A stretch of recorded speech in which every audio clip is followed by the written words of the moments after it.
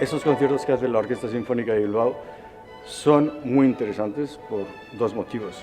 Por una parte, la Orquesta Sinfónica de Bilbao se mueve a un entorno no habitual para ellos. Se mueven a iglesias de pueblos, diferentes pueblos en agosto y en septiembre. Y esto da oportunidad a un público que probablemente no está habituado a ir a este tipo de conciertos, a que se acerque a ellos.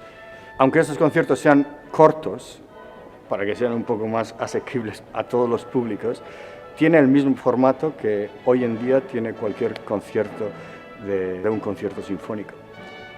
Empezamos con una obertura de Arriaga, la obertura que escribió Juan Crisóstomo de Arriaga para su ópera Los esclavos felices, y después tocaremos el concierto en re mayor de Hofmeister para viola y orquesta, y el solista va a ser Gonzalo Martín, un chico de Bilbao muy talentoso, es un gran artista y solo por escucharle a él merece la pena acercarse a estos conciertos. La sinfonía, el plato gordo del concierto va a ser la Sinfonía Italiana de Mendelssohn, y esta sinfonía está inspirada en un viaje que hizo Mendelssohn cuando tenía 21 años a Italia.